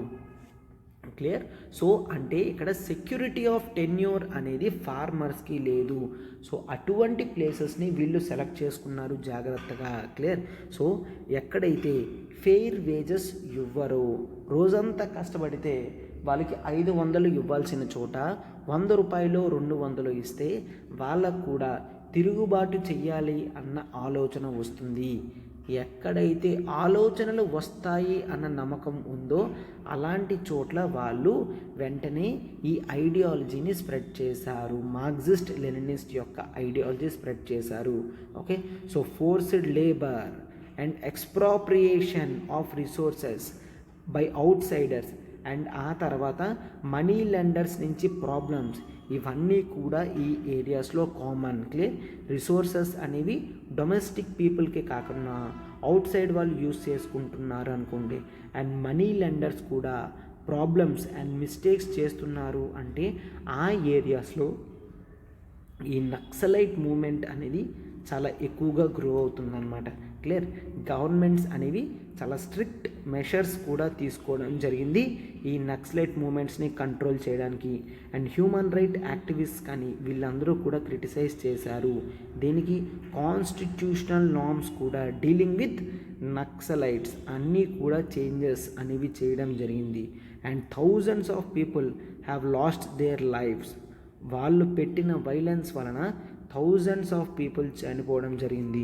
Both Naxalites and anti naxalite violence by the government. అంటే నక్సలైట్ మూమెంట్స్ని కంట్రోల్ చేయడానికి గవర్నమెంట్ యాంటీ నక్సలైట్ మూమెంట్ అనేది తీసుకొచ్చింది కదా, అటు నుంచి ఇటు నుంచి 2 విధాలుగా కూడా చాలామంది చనిపోవడం జరిగింది. Hundreds and thousands of people చనిపోతున్నారనమాట. క్లియర్? సో అయితే ఇక్కడ చారు మజుందార్ గారి గురించి ఇవ్వడం జరిగింది చూడమ్మా. అయితే 1918 నుంచి ఇతను 1972 వరకు ఉండడం జరిగింది. కమ్యూనిస్ట్ రెవల్యూషనరీ ఇతను and leader of Naxalbari uprising. Clear? And ఇతను తెబాగా మూమెంట్లో కూడా పార్టిసిపేట్ చేశారు. ఇండిపెండెన్స్ రాకముందు తెబాగా మూమెంట్ అనేది జరిగింది, అందులో కూడా పార్టిసిపేట్ చేస్తారు. అండ్ సిపిఐని వదిలిన తర్వాత సిపిఐ మార్క్సిస్ట్ లెనినిస్ట్ పార్టీని ఎస్టాబ్లిష్ చేశారు. And believed Maoist path of peasant rebellion. చైనాలో ఏ విధంగా మావో జెడాంగ్ మావోయిస్ట్గా తయారై అతను పెజెంట్స్ పూర్ ఫార్మర్స్ని గవర్నమెంట్కి ఆపోజిట్గా తయారు చేయడం జరిగిందో ఇండియాలో కూడా అటువంటిది రావాలి అని ఇతను ఉద్దేశం అన్నమాట. సో అందుకనే రెవల్యూషన్తో వచ్చే వైలెన్స్ని ఇతను యాక్సెప్ట్ చేస్తున్నారు. క్లియర్? సో పోలీస్ కస్టడీలో ఉన్నప్పుడు ఇతను చనిపోవడం జరిగిందనమాట. క్లియర్? ఎస్. సో ఇతను Charu Majumdar. Clear? So Naxalite moment అనేది చూసారు కదమ్మా, మీరు ఇటువంటి మూమెంట్స్ అనేవి తెలుసుకోవడం చాలా ఇంపార్టెంట్. అయితే ఒక్కసారి చూడమ్మా, నక్సలైట్ మూమెంట్ అనేది అంత అట్రాక్టివ్ థింగ్ కాదు. చాలామంది నక్సలైట్లుగా తయారై మళ్ళీ ప్రజా జీవితంలో కలవడం జరిగింది. ఎందుకు? నక్సలైట్లు కూడా ఆదివాసీ ట్రైబల్ పీపుల్ని మోసం చేసి వాళ్ళ వైపుకు తెచ్చుకుంటారు. క్లియర్? వాళ్ళ మెథడ్స్ అనేవి లాంగ్ టర్మ్లో మంచివి కాదనమాట. ఎప్పుడూ కూడా డెమోక్రటిక్ అండ్ పీస్ఫుల్ మెథడ్స్లోనే దేన్నైనా సాధిస్తేనే లాంగ్ టర్మ్ ఉంటుంది. సో అందుకనే ఇండిపెండెన్స్ గాంధీజీ గారు వచ్చిన తర్వాత చాలా లేటుగా వచ్చినప్పటికీ కూడా ఇంతవరకు ఎటువంటి ప్రాబ్లం లేకుండా మనకి ఇండిపెండెన్స్ అనేది ఉంది, అవునా? సో అందుకని గాంధీజీ గారు ఎప్పుడూ కూడా ఏ విధంగా కూడా వైలెన్స్ని ఎంకరేజ్ చెయ్యరు. క్లియర్? So fine. ఇప్పుడు మనం మన నెక్స్ట్ పేజ్కి వెళ్తున్నాం. చూడండి, నెక్స్ట్ పేజ్లో చూడమ్మా, దాని కంటిన్యూషన్. ముందు పేజ్లో మనం ఏం చూసాం? నక్సలైట్ మూమెంట్ ముందు జయప్రకాష్ నారాయణన్ గారు బీహార్లో జరిగే మూమెంట్ని కేవలం బీహార్ కాకుండా మిగిలిన ప్లేసెస్లో కూడా స్ప్రెడ్ చేయాలి అని అనుకుంటున్నారు, అవునా? సో అతను అదంతా కూడా ఇండియా మొత్తం స్ప్రెడ్ అవ్వాలి అని అనుకుంటున్నారు. అతను యాజిటేషన్ చేస్తున్నప్పుడు జయప్రకాష్ నారాయణన్ గారు రైల్వే ఎంప్లాయీస్ కూడా నేషన్ వైడ్ స్ట్రైక్ అనేది పెట్టారు. క్లియర్? సో వెంటనే గవర్నమెంట్ భయపడింది. ఏంటి, రైల్వేస్ ఒక్కసారి స్తంభించింది అంటే మాత్రం దేశం మొత్తం కూడా ప్యారలైజ్ అవుతుంది. ఎందుకంటే అప్పట్లో కేవలం రైల్వేస్ మీదే ఎక్కువ ఆధారపడి ఉండేవారు కాబట్టి. క్లియర్? సో అయితే జయప్రకాష్ నారాయణన్ గారు ఈ టైంలో పీపుల్స్ మార్చ్ కూడా టు ది పార్లమెంట్ 1975లో చేశారు. ఇది one of the largest political rallies. Okay, క్యాపిటల్లో జరిగిన one of the largest political ర్యాలీస్లో ఇదొకటి అన్నమాట. క్లియర్? అండ్ ఆ టైంలో అతనికి ప్రతి నాన్ కాంగ్రెస్ అపోజిషన్ పార్టీ కూడా సపోర్ట్ చేసింది. లైక్ భారతీయ జనసంఘ్ కానీ, కాంగ్రెస్ ఓ కానీ, భారతీయ లోక్దల్ కానీ, అండ్ సోషలిస్ట్ పార్టీస్ కానీ, అండ్ మిగిలినవి కూడా అతనికి సపోర్ట్ చేయడం జరిగింది. ఈ పార్టీస్ అన్నీ కూడా జయప్రకాష్ నారాయణన్ గారిని ఆల్టర్నేటివ్ టు ఇందిరాగాంధీగా ప్రొజెక్ట్ చేస్తున్నారు. క్లియర్? సో అయితే చాలా వరకు క్రిటిసిజమ్స్ కూడా వచ్చాయి అతని ఐడియాస్ మీద, అతను మాస్ యాజిటేషన్స్ మీద కూడాను. క్లియర్? ఎస్. అయితే both the Gujarat and Bihar అని అంటున్నారు. దీన్ని నెక్స్ట్ పేజ్లో చూద్దాం. అయితే ఎంతవరకు మనం డిస్కస్ చేస్తున్న జయప్రకాష్ నారాయణన్ గారు ఇతనేనమ్మా. క్లియర్? సో ఇతను 1902 నుంచి 79 వరకు ఉన్నారు. He is a Marxist in his youth. అతని యూత్ స్టేజ్లో అతను ఒక మార్క్సిస్ట్. అండ్ ఆ తర్వాత general secretary of Congress socialist party and socialist party. Clear? And 1942లో క్విట్ ఇండియా మూమెంట్ని అతను హీరోగా ఉండడం జరిగింది. అంటే క్విట్ ఇండియా మూమెంట్లో బాగా పార్టిసిపేషన్ చేయడం జరిగింది. అండ్ నెహ్రూ గారి క్యాబినెట్లో ఇన్వైట్ చేసిన అతను రిజెక్ట్ చేశారు. క్లియర్? అండ్ 1955లో he quit the active politics. 1955లో యాక్టివ్ పాలిటిక్స్ని వదిలి ఒక గాంధీయన్గా మారి సోషల్ యాక్టివిటీస్ మీద కాన్సన్ట్రేషన్ చేశారనమాట. క్లియర్? అండ్ ఈవెన్ భూదాన్ మూమెంట్లో కూడా ఇంపార్టెంట్ రోల్ ప్లే చేశారు. అండ్ నాగా రెబల్స్తో నెగోషియేషన్స్ టైంలో కూడా జయప్రకాష్ నారాయణన్ గారు ఇంపార్టెంట్ రోల్ ప్లే చేశారు. అండ్ పీస్ ఇనిషియేటివ్స్ ఇన్ కాశ్మీర్లో కానీ, అండ్ చంబల్ రీజియన్స్లో జరిగిన డెకాయిడ్స్ని సరెండర్ చేయడంలో కానీ, అండ్ బీహార్ మూమెంట్లో కూడా ఇప్పుడు చూస్తున్నాం కదా, బీహార్ మూమెంట్లో వీటన్నిటిలో కూడా తను ఇంపార్టెంట్ రోల్ ప్లే చేశారు. ఓకే, ఎమర్జెన్సీ టైంలో అపోజిషన్ టు ఇండియా అంటే ఇతను ఒక సింబల్ లాగా నిల్చోవడం జరిగింది. క్లియర్? ఇందిరాగాంధీ గారికి ఆపోజిట్గా ఇండియా మొత్తంలో కూడా సింబల్గా నిల్చోవడం జరిగింది అన్నమాట. క్లియర్? అండ్ జనతా పార్టీ ఫార్మేషన్లో ఇతను ఇంపార్టెంట్ రోల్ ప్లే చేశారు అని చూస్తాం. క్లియర్? సో అయితే ఇప్పుడు both the Gujarat and Bihar అని అంటున్నారు. నెక్స్ట్ పేజ్ చూద్దాం, చూడమ్మా. సో కంటిన్యూషన్ చూస్తే ఆ 2 స్టేట్స్లో కూడా యాంటీ కాంగ్రెస్ అనేది చూస్తాం. అంటే యాజిటేషన్స్ అనేవి యాంటీ కాంగ్రెస్ కింద వచ్చాయి తప్ప స్టేట్ గవర్నమెంట్కి ఆపోజిట్గా కాదు. అర్థమవుతుందా? సెంట్రల్ లెవెల్లో కాంగ్రెస్ నచ్చట్లేదు కాబట్టి స్టేట్ లెవెల్లో కాంగ్రెస్ గవర్నమెంట్ని దించేయడం జరిగింది. క్లియర్? సో ఈ ప్రొటెస్ట్ అన్నీ కూడా under the leadership of Indira Gandhi జరుగుతుంది. అవి జరగకుండా చూస్తున్నారనమాట. క్లియర్? సో అయితే షీ బిలీవ్డ్ ఈ మూమెంట్ అనేది ఆమె పర్సనల్ అపోజిషన్ని ఆమె పర్సనాలిటీని తగ్గించడానికి అపోజిషన్స్ వాళ్ళు చేస్తున్నారు. So this is personal opposition to her అని ఆమె ఫీల్ అవ్వడం స్టార్ట్ అయిందనమాట. క్లియర్? అంతేనా కాదా? అండ్ నెక్స్ట్ చూడండి, రైల్వే స్ట్రైక్ అనేది 1974లో జరిగింది. సో ఇక్కడ క్వశ్చన్స్ అడుగుతున్నారు. ఏంటి, రైల్వేస్ అనేవి రన్ చేయడం ఆగిపోతే ఒక 1 డే కాదు, 2 డేస్ కాదు, వారాల తరబడి ఆగిపోతే పరిస్థితి ఏంటి అడుగుతున్నారనమాట. క్లియర్? ఎస్. అయితే మెనీ పీపుల్ చాలా వాళ్ళు ఇన్కన్వీనియన్స్ ఫీల్ అవుతారు. అవునా? ఎస్, ఖచ్చితంగా ఇన్కన్వీనియన్స్ ఫీల్ అవుతారు. అండ్ ఆ తర్వాత బట్ మోర్ దాన్ దట్ జనరల్గా మనం ఏం చూస్తాము, economy of the country halt అయిపోతుంది. హాల్ట్ అంటే ఏంటమ్మా? స్టాప్ అని. బికాజ్ గూడ్స్ ఏవైతే ఉన్నాయో అవన్నీ ఒక ప్లేస్ నుంచి ఒక ప్లేస్కి అప్పుడు ఎలా వెళ్తున్నాయి, కేవలం మనం ఎక్కువ రైల్వేస్ మాత్రమే యూస్ చేసుకునే వాళ్ళం. బట్ ఇప్పుడు రైల్వేస్తో పాటు మిగిలిన వచ్చాయి కాబట్టి పర్వాలేదు, కానీ అప్పుడు కేవలం రైల్వేసే ఎక్కువ మనం చూస్తాము.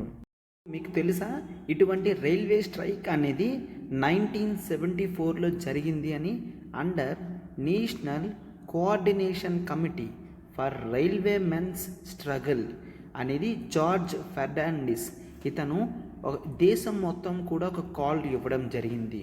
ఆల్ రైల్వే ఎంప్లాయీస్ వాళ్ళకి బోనసెస్ పెరగాలి, సర్వీస్ కండిషన్స్ అనేవి మెరుగుపరచాలి అన్న ఉద్దేశంతో మనం గవర్నమెంట్కి ఎగెయిన్స్ట్గా యాజిటేషన్ చేద్దాము అని చెప్పారనమాట. సో దీంతో ఇండియాలోనే లార్జెస్ట్ పబ్లిక్ సెక్టర్ అండర్టేకింగ్ అయిన రైల్వే, ఎందుకంటే హ్యూజ్ ఎంప్లాయ్మెంట్ ఇస్తుంది కాబట్టి వాళ్ళు 1974లో స్ట్రైక్ చేశారు. ఆ స్ట్రైక్ అనేది లేబర్ అన్రెస్ట్ మూమెంట్ కూడా యాడ్ అయ్యింది. క్లియర్?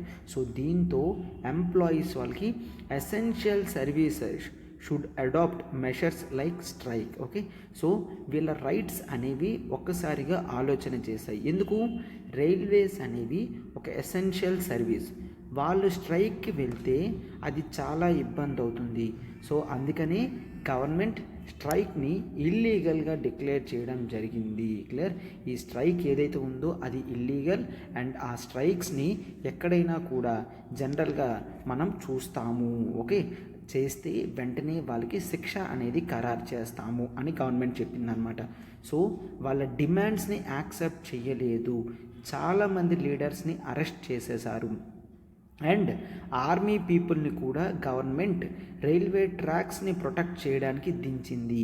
సో అట్ లాస్ట్ ఎవరైతే స్ట్రైక్ చేస్తున్నారో ఎంప్లాయీస్ వాళ్ళే 20 days తర్వాత ఎటువంటి సెటిల్మెంట్ లేకుండా యూనిలేటరల్గా స్ట్రైక్ని ఆపేశారు. క్లియర్? సో ఇదే కాదమ్మా, లెజిస్లేటివ్ ఎగ్జిక్యూటివ్తోనే కాదు జ్యుడిషియరీతో కూడా ఇష్యూస్ అనేవి వచ్చాయన్నమాట.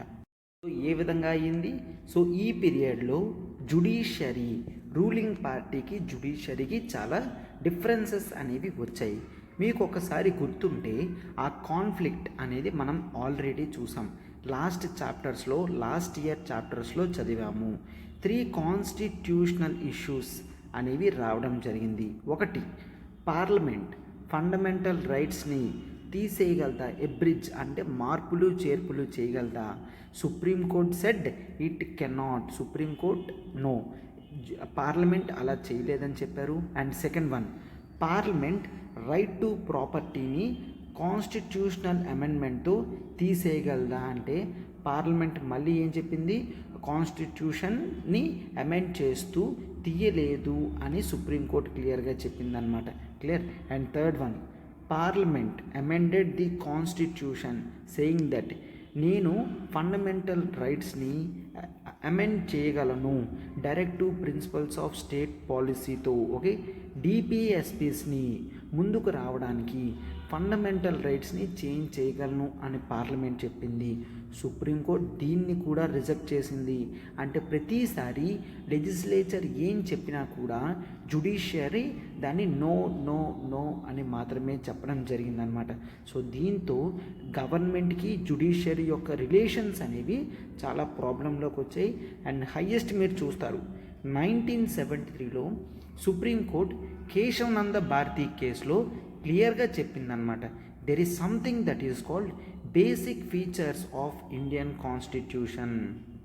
అంటే పార్లమెంట్ ఎస్ కాన్స్టిట్యూషనల్ అమెండ్మెంట్తో ఫండమెంటల్ రైట్స్ని చేంజ్ చేయగలది, బట్ అవి ఎప్పటికీ కూడా బేసిక్ ఫీచర్స్ ఆఫ్ ఇండియన్ కాన్స్టిట్యూషన్తో చేంజ్ అవ్వకూడదు. క్లియర్ అని చూస్తున్నారనమాట. And parliament cannot amend these features, ఈ ఫీచర్స్ని పార్లమెంట్ అమెండ్ చేయలేదు. అవునా? ఎస్. అయితే దీంతోనే 2 డెవలప్మెంట్స్ అయ్యాయి జ్యుడిషియరీకి, ఎగ్జిక్యూటివ్ కూడా అంటున్నారు. ఒక్కసారి జాగ్రత్తగా చూడమ్మా. సో ఆ కేశవనంద భారతి కేసు తర్వాత ఏమైంది? Chief justice of India position in supreme కోర్టులో వేకెన్సీ అయ్యింది. అంతవరకు కూడా ఆనవాయితీగా సీనియర్ మోస్ట్ జడ్జ్నే అపాయింట్ చేయడం జరిగింది. బట్ 1973లో ఫస్ట్ టైం ఆ ఆనవాయితీని మార్చారు. గవర్నమెంట్ ఏం చెప్తుంది, అది కేవలం ఆనవాయితీ మాత్రమే, ఖచ్చితంగా చెయ్యాలని కాన్స్టిట్యూషన్ చెప్పలేదు కదా అని చెప్పి ఏఎన్ రే అనే పర్సన్ని ముగ్గురు సీనియర్ మోస్ట్ జడ్జెస్ని దాటి మరి అతన్ని ముగ్గురు చీఫ్ జస్టిసెస్ని దాటి అతన్ని అపాయింట్ చేయడం జరిగింది. సో అతని అపాయింట్మెంట్ అనేది పొలిటికల్గా చాలా కాంట్రవర్షియల్ ఇష్యూ కింద తయారైందనమాట. క్లియర్? సో ముగ్గురిని దాటి అతన్ని పెట్టడం అనేది జరిగింది. సో అప్పుడు తర్వాత తెలిసింది ఏంటి అని, ఆ ముగ్గురు జడ్జెస్ని ఎందుకు పెట్టలేదు అంటే ప్రతిసారి కూడా వాళ్ళు గవర్నమెంట్కి ఎగెయిన్స్ట్గా రూలింగ్స్ అనేవి ఇవ్వడం జరిగింది. క్లియర్? సో దాంతో constitutional interpretations and political ideologies అనేవి చేంజ్ అయ్యాయి, మిక్సప్ అవుతున్నాయి. సో ప్రైమ్ మినిస్టర్ గారికి క్లోజ్గా ఉన్న వాళ్ళతో వాళ్ళు మాట్లాడుతున్నారనమాట. ఏంటని, జ్యుడిషియరీని అండ్ బ్యూరోక్రసీని కమిటెడ్గా ఉంచాలి. సో అయితే కమిటెడ్ బ్యూరోక్రసీ అంటే ఏంటి, గవర్నమెంట్ ఆఫ్ ద డేకి సపోర్ట్ చెయ్యాలి అనా ఆర్ రూల్స్ ఆఫ్ కాన్స్టిట్యూషన్కి సపోర్ట్ చెయ్యాలా అనేది క్లియర్గా చెప్పకుండా వీళ్ళు committed bureaucracy and committed judiciary ఉండాలి అని ప్రైమ్ మినిస్టర్ గారి క్లోజ్గా ఉన్న వాళ్ళకి చెప్పడం జరుగుతుందన్నమాట. అంటే ఏంటి, సో టోటల్గా జ్యుడిషియరీని కూడా మార్చేస్తే అంటే చీఫ్ జస్టిస్ ఆఫ్ ఇండియా కూడా గవర్నమెంట్ ఆఫ్ ద డేకి సపోర్టివ్గా మాట్లాడితే గవర్నమెంట్కి ప్రాబ్లమ్స్ అనేవి రావు కదా అని వాళ్ళ ఉద్దేశం అన్నమాట. క్లియర్? సో ఆ కాన్ఫ్రంటేషన్, ఆ తగువులు ఎలాగమ్మా ఎండ్ అయ్యాయి బై రూలింగ్. హైకోర్టు ఇందిరాగాంధీ ఎలక్షన్ని ఇన్వాలిడ్ చేసింది 1975లో. క్లియర్? 1975 ఆ టైంకి హైకోర్టు క్లియర్గా చెప్తుంది ఇందిరాగాంధీ గారి ఎలక్షన్ అనేది ఒక మిస్టేక్గా జరిగింది, అంటే ఆమె ఎలక్షన్ ఒక ఇన్వాలిడ్, ఆమె ఇక్కడి నుంచి ఎంపీగా ఉండడానికి అర్హురాలు కాదు అని హైకోర్టు చెప్పడం జరిగిందనమాట. సో ఆ తర్వాతే ఎమర్జెన్సీ అనేది డిక్లేర్ చేశారు. ఏంటి, జూన్ 12, 1975న justice Jagmohan Lal Sinha of Allahabad UP హైకోర్టులో క్లియర్గా చెప్తున్నారు ఏంటి, ఇందిరాగాంధీ గారి ఎలక్షన్ అనేది లోక్సభలో అది ఇన్వాలిడ్. ఎందుకు, ఆమె ఎలక్షన్ని కౌంటర్ చేస్తూ ఎలక్షన్ పిటిషన్ అనేది రాజ్నారాయణ్ అనే ఒక సోషలిస్ట్ లీడర్ వేశారు. క్లియర్? ఆమెకి ఆపోజిట్గా అతను 1971లో నిల్చున్నారు రాజ్నారాయణ్. అతను ఎలక్షన్ పిటిషన్తో కోర్టులో కేసు వేశారు. అయితే ఆ పిటిషన్లో ఛాలెంజ్ ఏంటి, ఇందిరాగాంధీ గారు ద ఎలక్షన్ ఆఫ్ ఆమె గ్రౌండ్స్ అనేవి she had used the services of government servants in her election క్యాంపెయిన్లో గవర్నమెంట్ సర్వెంట్స్ని ఆమె యూజ్ చేసుకుంది అని. క్లియర్? ఆ జడ్జ్మెంట్ ఆఫ్ హైకోర్ట్ అనేది వాళ్ళు యాక్సెప్ట్ చేశారు. నో మోర్, ఆ తర్వాత నుంచి ఆమె ఎంపీ కింద అర్హురాలు కాదు అని చెప్పడం జరిగింది. సో అయితే could not remain in prime minister. Clear? So ఆమె she was once again elected as an MP within 6 months. మరొక 6 monthsలో మళ్ళా ఆమె ఎలక్షన్స్లో గెలవకపోతే ఆమె ఇంకా మళ్ళా ప్రైమ్ మినిస్టర్ కింద ఉండలేదు. క్లియర్? అవునా? సో అందుకని June 24 supreme court granted the partial stay. Clear? ఏంటని, హైకోర్ట్ ఆర్డర్స్ అనేవి స్టే పెట్టడం జరిగింది. ఏంటని, యాజ్ లాంగ్ యాజ్ కేసు అనేది తేలినంత వరకు కూడా ఆమె ఎంపీ కింద ఉండొచ్చు, బట్ లోక్సభ ప్రొసీడింగ్స్లో ఆమె ఎటువంటి రోల్ కూడా ప్లే చేయకూడదు అని చెప్పడం జరిగిందనమాట. ఫైన్. అండ్ ఆ తర్వాత క్రైసిస్ ఏ విధంగా వచ్చింది అండ్ దాని రెస్పాన్స్ అనేది ఏ విధంగా ఉందో ఒక్కసారి చూడమ్మా. అయితే ద స్టేజ్ అనేది ఒక పెద్ద పొలిటికల్ కాన్ఫ్రంటేషన్కి రావడం జరిగింది. ఓకే, అయితే ఇక్కడ అపోజిషన్ పార్టీస్ అందరూ కూడా జయప్రకాష్ నారాయణన్ గారి లీడర్షిప్లో ఇందిరాగాంధీ గారి రిజిగ్నేషన్ అందరూ అడగడం జరిగింది. క్లియర్? సో చాలా వరకు డెమాన్స్ట్రేషన్స్ జరిగాయి ఢిల్లీలో రామ్లీలా గ్రౌండ్స్ దగ్గర. June 1975లో డెమాన్స్ట్రేషన్స్ అనేవి చేయడం జరిగింది. క్లియర్. సో జయప్రకాష్ నారాయణన్ గారు ఇండియా మొత్తం కూడా సత్యాగ్రహ అనేది రావాలి, ఆమె రెసిగ్నేషన్ సబ్మిట్ చేయాలి అండ్ ఆర్మీని, పోలీస్ని, గవర్నమెంట్ ఎంప్లాయీస్ని కూడా ఇటువంటి ఇల్లీగల్ అండ్ ఇమ్మోరల్ ఆర్డర్స్ ఏవి కూడా గవర్నమెంట్ ఇచ్చేవి తీసుకోకండి, ప్రజల వైపు నిల్చోండి, మనకి కొత్త ప్రైమ్ మినిస్టర్ రావాలి, కొత్త గవర్నమెంట్ రావాలి అని వీళ్ళు ఎంకరేజ్ చేస్తున్నారనమాట. సో దీంతో గవర్నమెంట్ ఆఫ్ యాక్టివిటీస్ అన్నీ కూడా మళ్ళీ ఆగిపోతాయి, స్తంభిస్తాయి అన్న భయంతో వీళ్ళు ఏం చేస్తారు, టోటల్గా చేంజ్ చేశారనమాట. అవునా? So government employees and resignation చేసి వీళ్ళందరూ ఇలా చేస్తున్నారు అంటే మొత్తం గవర్నమెంట్ అంతా కూడా స్టాండ్ స్టిల్ అయిపోతుంది. స్టాండ్ స్టిల్ అంటే తదేకంగా, అంటే ఎటువంటి ప్రోగ్రెస్ లేకుండా కంప్లీట్గా జీరో అయిపోతుంది అని మీనింగ్ అనమాట.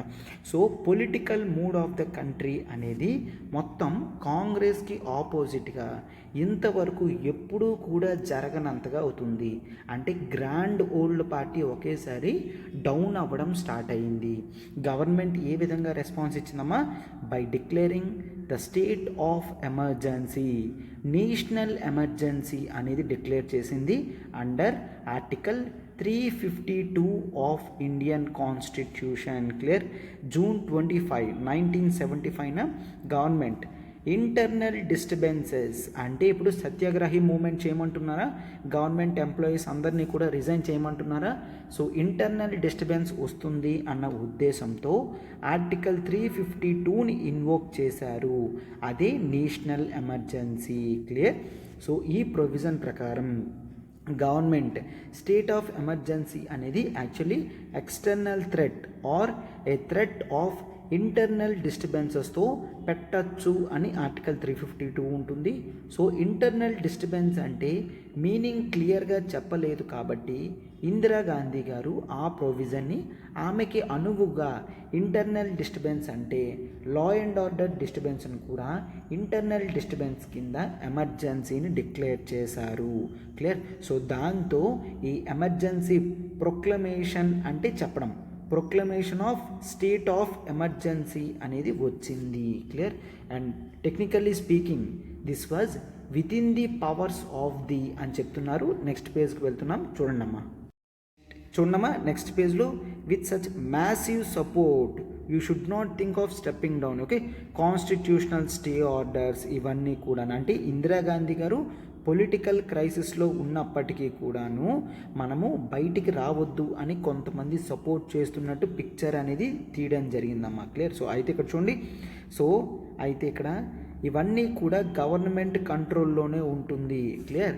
కాన్స్టిట్యూషన్ కొన్ని స్పెషల్ పవర్స్ అనేది ఇవ్వడం జరిగింది. సో ఒక్కసారి మాత్రమే ఈ విధంగా ఎమర్జెన్సీ అనేది డిక్లేర్ కూడా చేయడం జరిగిందనమాట.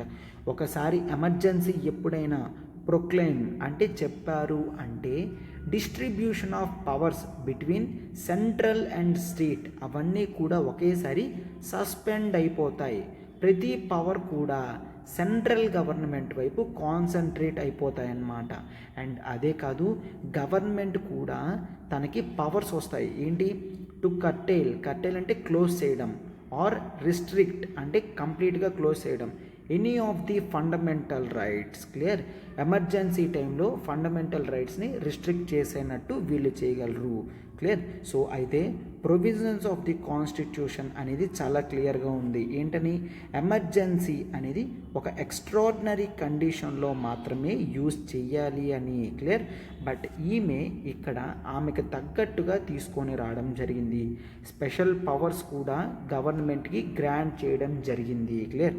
So 25 June 1975 prime minister national emergency declare చేయమని ప్రెసిడెంట్ ఫక్రుద్దీన్ అలీ అహ్మద్ గారికి అడిగారు. అండ్ అతను వెంటనే నేషనల్ ఎమర్జెన్సీ డిక్లేర్ చేశారు. అండ్ ఆ మిడ్ నైట్ తర్వాత electricity to major news papers అన్నిటికీ కూడా క్లోజ్ చేయడం జరిగింది. ఎందుకు? మళ్ళా న్యూస్ పేపర్స్లో వాళ్ళకి నచ్చినట్టు రాస్తారు, గవర్నమెంట్కి ఆపోజిట్గా మళ్ళీ రాస్తారు అన్న భయంతో అలా చేశారు. Clear. So in the early morning చాలామంది లీడర్స్ని వర్కర్స్ ఆఫ్ అపోజిషన్ పార్టీస్ అందరినీ కూడా అరెస్ట్ చేసేసారు. క్యాబినెట్ ఒక స్పెషల్ మీటింగ్ కూడా ఎర్లీ మార్నింగ్ 6 AM ఆ పక్క రోజే పెట్టుకుంది. ఇవన్నీ కూడా సడన్గా ఇమీడియట్గా ఇందిరాగాంధీ గారికి ఏమీ కాకూడదు అన్న ఉద్దేశంతో పెట్టడం జరిగింది. క్లియర్. సో అందుకనే ఇక్కడ పైన పిక్చర్ చూస్తే ఇక్కడ వెనకతున్నది that is D K Barooah. Clear. Congress president అనమాట. ఏమని చెప్తున్నారు, మనకి ఇంత సపోర్ట్ ఉంది, కాన్స్టిట్యూషనల్గా స్టే ఆర్డర్ కూడా సుప్రీంకోర్టు నుంచి వచ్చింది కాబట్టి మీరు కిందకి దిగద్దు అని, ఇంత ఓషన్లో మునిగిపోతున్నప్పుడు కూడా మనం కిందకి దిగాల్సిన అవసరం లేదు అని ఇక్కడ ఎగతాళిగా చూపిస్తున్నారన్నమాట. క్లియర్. ఎస్. ఇప్పుడు మనం నెక్స్ట్ పేజ్కి వెళ్తున్నాం. చూడండి, ఇక్కడ జనరల్గా పేపర్స్ అనేవి చూపిస్తున్నారమ్మా. అంతే. స్టేట్ ఆఫ్ ఎమర్జెన్సీ అనేది ఇండియాలో డిక్లేర్ అయ్యింది అని చూపిస్తున్నారనమాట. అంటే న్యూస్ పేపర్ కటింగ్స్ వచ్చాయి అని. నెక్స్ట్ ఇక్కడ చూడండి, మిసెస్ గాంధీ డిఫీటెడ్ అని చెప్తున్నారు. ఎలక్షన్స్ అనేవి రావడం జరిగింది. అందులో ఇక్కడ మిసెస్ గాంధీ గారు ఓడిపోయారు అని చెప్తున్నారు అనమాట. So clear. సో అందుకనే మనం నెక్స్ట్ పేజ్లో ఏం జరుగుతుందో చూద్దాం. ఆ ఎమర్జెన్సీ డిక్లేర్ చేసిన తర్వాత ఎటువంటి కాన్సిక్వెన్సెస్ వచ్చాయో ఒక్కసారి జాగ్రత్తగా చూడమా. అయితే యాజిటేషన్ అనేది ఒక అబ్రప్ట్గా ఆగిపోయింది. ఎందుకు? వీళ్ళు న్యూస్ పేపర్స్కి పవర్ ఆపేశారు. గ్రేట్ లీడర్స్, పొలిటికల్ లీడర్స్ని ఆర్ జనరల్గా ఇండస్ట్రియల్ లీడర్స్ని వాళ్ళందరినీ కూడా అరెస్ట్ చేశారు. స్ట్రైక్స్ అనేవి బ్యాన్ చేయడం జరిగింది. అపోజిషన్ వాళ్ళని జైల్లో పెట్టడం జరిగింది. పొలిటికల్ సిచ్యువేషన్ అనేది చాలా టఫ్గా తయారైంది. Clear. And government special powers అనేవి ఎమర్జెన్సీ ప్రొవిజన్స్లో ఇచ్చిన స్పెషల్ పవర్స్ని యూజ్ చేసి ఫ్రీడమ్ ఆఫ్ ప్రెస్ కూడా క్యాన్సిల్ చేయడం జరిగింది. క్లియర్.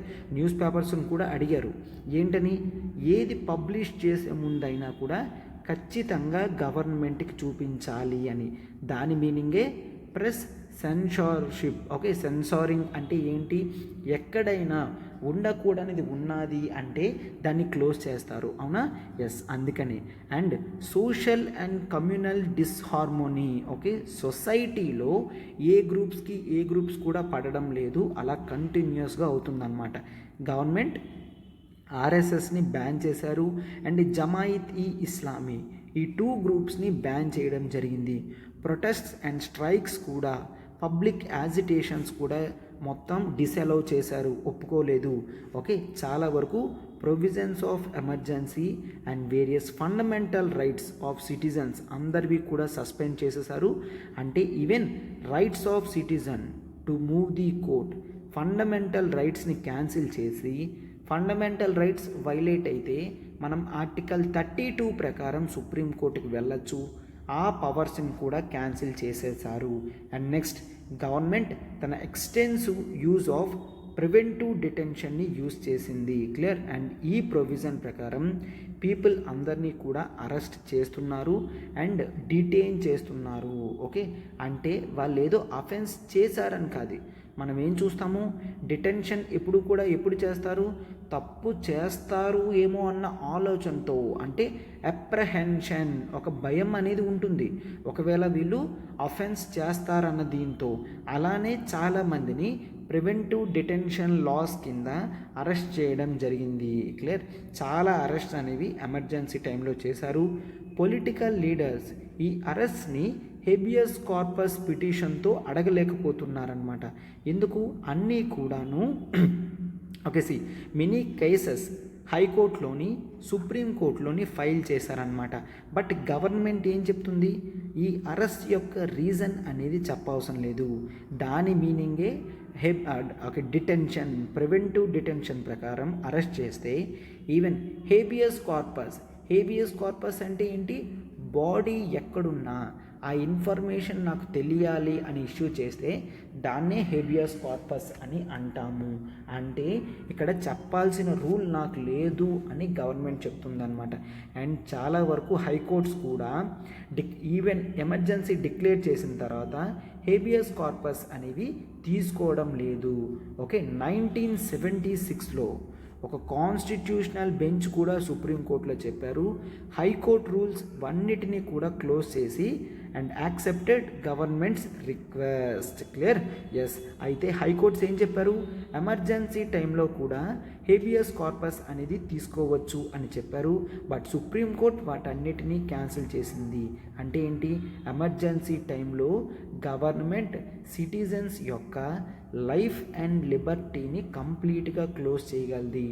అంటే ఈ జడ్జిమెంట్ అనేది ఒక బ్లాక్ డేగా ఈ రోజుకి కూడా చూస్తారు. హైకోర్టు ఏం చెప్పింది? ఎస్, హేబియస్ కార్పస్ పెట్టచ్చు అని చెప్తే సుప్రీంకోర్టు నో, హేబియస్ కార్పస్ పెట్టే అధికారం మీకు లేదు. ఆర్టికల్ 32 కింద పెడతారమ్మా habeas corpus. Clear? Article 32. Clear? దాన్ని మనం రిట్ పవర్స్ అని అంటాము. సో ఇది చాలా కాంట్రవర్షియల్ జడ్జిమెంట్ కింద కూడా చూస్తాము. ఫైన్. సో చాలా యాక్ట్స్ ఆఫ్ డిసెంట్ అంటే గవర్నమెంట్కి ఎగెయిన్స్ట్గా అండ్ ఎమర్జెన్సీకి రెసిస్టెన్స్గా రావడం జరిగింది. చాలా పొలిటికల్ లీడర్స్ని కూడా అరెస్ట్ చేశారు. ఓకే. సో చాలా వరకు చాలామంది అండర్ గ్రౌండ్కి వెళ్ళిపోయారు. ఆర్గనైజ్డ్ ప్రొటెస్ట్స్ కూడా గవర్నమెంట్కి చేస్తున్నారు ఆపోజిట్గా. And news papers like Indian express కానీ స్టేట్స్మెన్ కానీ వాళ్ళు న్యూస్ పేపర్స్ మీద చేసే సెన్సారింగ్ అనేది క్లోజ్ చేశారు. ఏ విధంగా? స్టార్టింగ్ పేజ్లో మనం చూసాం కదమ్మా, ఒక బ్లాంక్ స్పేసెస్ అనేవి ఇవ్వడం జరిగింది. వేర్ న్యూస్ ఐటమ్స్ అనేవి అక్కడ క్యాన్సిల్ చేస్తున్నారు. కొన్ని మ్యాగజైన్స్ లైక్ సెమినార్ కానీ మెయిన్ స్ట్రీమ్ కానీ వాళ్ళు ఎందుకు గవర్నమెంట్తో అని క్లోజ్ చేయడం స్టార్ట్ చేశారు. అంటే సెన్సారింగ్కి మేము యాక్సెప్ట్ చేయం, నువ్వు నా ఒక ఆర్టికల్ వద్దు అంటే నేను అసలు ఏ ఆర్టికల్ కూడా ప్రచారం చెయ్యను అని క్లోజ్ చేసేసారనమాట. అండ్ చాలామంది జర్నలిస్టులను కూడా అరెస్ట్ చేయడం జరిగింది. అండ్ చాలా వరకు అండర్ గ్రౌండ్లోకి వెళ్ళి న్యూస్ లెటర్స్ వీళ్ళందరినీ కూడా సబ్మిట్ చేసేవారు. దేనికి? గవర్నమెంట్ సెన్సార్షిప్ తగ్గించుకోవడానికి న్యూస్ లెటర్స్లోని లీఫ్లెట్స్ అంటే ఆకుల మీద రాస్తూ అలా పంచేవారు అన్నమాట. Clear? And Kannada writer Shivaram Karanth, అతనికి ఆల్రెడీ పద్మభూషణ్ కూడా వచ్చింది. అండ్ హిందీ రైటర్ ఫానిశ్వర్నాథ్ రేణు, అతనికి పద్మశ్రీ వచ్చింది. అండ్ ఆ తర్వాత వీళ్ళ అవార్డ్స్ అనేవి వాళ్ళు రిటర్న్ ఇచ్చేశారు. క్లియర్? డెమోక్రసీని సస్పెన్షన్ చేస్తున్నందుకు పద్మశ్రీ పద్మభూషణ్ అవార్డ్స్ కూడా రిటర్న్ ఇచ్చేశారు. క్లియర్? సో ఇటువంటి ఓపెన్ యాక్ట్స్ ఆఫ్ డెఫియన్స్ అంటే గవర్నమెంట్ చెప్పింది నేను అంగీకరించను, గవర్నమెంట్కి ఎగెయిన్స్ట్గా వెళ్తాను అంటే దాన్ని డెఫియన్స్ అని అంటాము. క్లియర్? సో అటువంటివి ఎప్పుడూ జరగలేదు. ఫస్ట్ టైమే ఓపెన్గా న్యూస్ పేపర్స్ బ్లాంక్ స్పేసెస్ ఇవ్వడం కానీ, మ్యాగజైన్స్ వాళ్ళు వాళ్ళ మొత్తం మ్యాగజైన్ని క్లోజ్ చేయడం కానీ, అండ్ వీళ్ళు అవార్డ్స్ని రిటర్న్ ఇవ్వడం కానీ, ఇంత ఓపెన్గా గవర్నమెంట్కి ఆపోజిట్గా చేయడం ఇదే ఫస్ట్ టైం చూస్తున్నారనమాట. అలాగే ఎప్పుడూ కూడా జరగదు జనరల్గా. క్లియర్? సో పార్లమెంట్ అనేది ఒక కొత్త చేంజెస్ అనేది తీసుకొని రావాలనుకున్నారు. In the ruling of Allahabad హైకోర్టుకి ఇచ్చింది కదా ఒక రూలింగ్ అనేది. ఏంటని? ఇందిరాగాంధీ గారి ఎలక్షన్ అనేది ఇన్వాలిడ్ అని చెప్పింది కదా, దాన్ని చేంజ్ చేస్తూ పార్లమెంట్లో కూడా కొత్త రూల్స్ తీసుకొచ్చారు. క్లియర్? ఏంటని? హైకోర్టు అండ్ సుప్రీంకోర్టు వాళ్ళు prime minister and Lok Sabha speaker యొక్క ఎలక్షన్స్ అనేవి చూడలేరు అని హైకోర్టు సుప్రీంకోర్టు పవర్స్ తగ్గించేయడం జరిగింది. బట్ సుప్రీంకోర్టు ఆ తర్వాత క్యాన్సిల్ చేసిందనమాట. క్లియర్? సో అది మనం చూస్తాం, చూడండి ఒక్కసారి. సో అదే ఇక్కడ చెప్తున్నారు. ఏంటని? ఇందిరాగాంధీ గారి కేసు తర్వాత అమెండ్మెంట్ అనేది చేశారు. ఎలక్షన్స్ ఆఫ్ ప్రైమ్ మినిస్టర్ కానీ ప్రెసిడెంట్ కానీ వైస్ ప్రెసిడెంట్ కానీ కోర్ట్స్లో ఇవి ఛాలెంజ్ చేయలేము అని 42nd కాన్స్టిట్యూషనల్ అమెండ్మెంట్తో చేయడం జరిగింది. అండ్ ఆ టైం కూడా ఏంటి? 42nd constitutional amendment act in 1976. అంటే ఎమర్జెన్సీ టైంలోనే అవి తీసుకొని రావడం జరిగింది. మనం ఆల్రెడీ చూసాం అమెండ్మెంట్స్లో ఈ 42nd అమెండ్మెంట్లో చాలా చేంజెస్ అనేవి తీసుకొని రావడం జరిగింది. అండ్ వేరియస్ చేంజెస్ ఈ కాన్స్టిట్యూషనల్ అమెండ్మెంట్ ద్వారా కాన్స్టిట్యూషన్లో చేంజ్ చేశాము. క్లియర్? అండ్ రాజ్యసభ పవర్ కూడా డ్యూరేషన్ ఆఫ్ లెజిస్లేచర్స్ పెంచడం జరిగింది. అంటే లోక్సభ టైం కూడా 1 ఇయర్ పెంచవచ్చు అన్నమాట. సో 5 ఇయర్స్ నుంచి 6 ఇయర్స్ చేశారు. అండ్ ఇది ఎమర్జెన్సీ పీరియడ్లో మాత్రమే కాదు, ఒక పర్మనెంట్ నేచర్లో ఉండాలి అని తీసుకొచ్చారనమాట. క్లియర్? ఎస్. అయితే దీని తర్వాత మళ్ళీ దాన్ని చేంజ్ చేసి బ్యాక్ చేసేసారు. బిసైడ్స్ దిస్, ఈ ఎమర్జెన్సీ టైంలో ఎలక్షన్స్ అనేవి పోస్ట్ పోన్ చేయొచ్చు 1 ఇయర్తో, అది కూడా చేశారు. సో 1971 ఎలక్షన్స్ తర్వాత 1978లో జరిగాయి. ఎందుకు? 1976లో జరగాల్సిన ఎలక్షన్స్ని 1 ఇయర్ ఒకసారి 2 సార్లు డిలే చేస్తూ 1978లో పెట్టారు. అయితే మీకు ఇక్కడ ఒక డౌట్ రావచ్చు, సార్ లోక్సభని 5 ఇయర్స్ నుంచి 6 ఇయర్స్కి పెంచేశారు కదా పర్మనెంట్గా, బట్ ఇప్పటికీ 5 ఇయర్స్ ఉంది కదా అంటే ఎస్. అండ్ మధ్యలో 44th కాన్స్టిట్యూషనల్ అమెండ్మెంట్ యాక్ట్ 1978లో మళ్ళా అవన్నీ కూడా తగ్గించేయడం జరిగింది. క్లియర్? ఎస్. సో అందుకనే మొత్తం 42nd కాన్స్టిట్యూషనల్ అమెండ్మెంట్ అనేది చాలా ఇంపార్టెంట్గా చూస్తాం. అండ్ నెక్స్ట్ చూడమ్మా, కాంట్రవర్సీస్ రిగార్డింగ్ ఎమర్జెన్సీ. క్లియర్? ఎమర్జెన్సీలో ఎటువంటి కాంట్రవర్సీస్ ఉన్నాయి అనేది మనం నెక్స్ట్ పార్ట్లో చూస్తామన్నమాట. క్లియర్? ఎస్. పార్ట్ 1లో ఇంతవరకు చూస్తాం. Thank you. చూడమ్మా, మనం ఆప్షనల్ ఇన్ఫినిటీ అనేది స్టార్ట్ చేసాము. 1 course unlimited access to all the optionals ఉంటాయి. 30,000 ఫీజ్ కేవలం 22,500కి ఇవ్వడం జరుగుతుంది. బట్ ఇప్పుడు beauty of independence Day celebrations ఏంటి అంటే టెస్ట్ సిరీస్ వర్త్ 10,000 అనేది కంప్లీట్గా ఫ్రీ వస్తుందన్నమాట. సో వెంటనే 7893899553 ప్రత్యూష మ్యామ్కి కాల్ చేయగలరు. మీకు ఇక్కడ ఇది లైఫ్ టైం వ్యాలిడిటీ ఉంటుందమ్మా.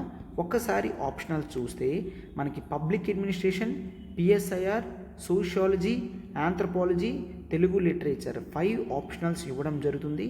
ఆంథ్రపాలజీ వరకు నేనే డీల్ చేస్తానమ్మా. సబ్జెక్ట్ అంతా కూడా మీకు 4 to 5 మంత్స్లో కంప్లీట్ అయిపోతుంది. అండ్ ఆ తర్వాత 3 to 4 టైమ్స్ రివిజన్ కూడా మీరు చేసుకోవచ్చు. మీకు వ్యాలిడిటీ అనేది 15th ఆగస్ట్ వరకు మాత్రమే ఉంటుందన్నమాట. క్లియర్? ఎస్. అండ్ నెక్స్ట్ ఇక్కడ చూడండి, ఆప్షనల్ టెస్ట్ సిరీస్ సెపరేట్గా తీసుకోవాలి అనుకున్న వాళ్ళు తీసుకోవచ్చు. మనం ఇక్కడ PSIR, sociology, anthropology, public administration 4 optionals test series provide చేస్తున్నాం. మిగిలిన ఇన్స్టిట్యూట్స్ లాగా 10,000 రూపీస్ తీసుకొని 10 టెస్ట్ అలా కాదు, మనకి అన్లిమిటెడ్ వీక్లీ టెస్ట్స్ ఉంటాయి. కంటిన్యూస్ ఇవాల్యుయేషన్ అనేది ఇంపార్టెంట్ అమ్మా. ఒక 10 టెస్టుల్లో మీరు చేంజ్ తెచ్చుకోలేరు. So continuous evaluations, test discussions and ఫీడ్బ్యాక్స్తో మాత్రమే మీ స్కిల్ని మీరు బిల్డ్ చేసుకోగలరు. సో వెంటనే ఇక్కడ నెంబర్కి కాల్ చేయండి అమ్మా, 7893899553. మీకు ఈ టెస్ట్ లైఫ్ టైం వ్యాలిడిటీ ఉంటాయి కాబట్టి మీకు చాలా అడ్వాంటేజ్గా ఉంటుందన్నమాట. క్లియర్? ఎస్.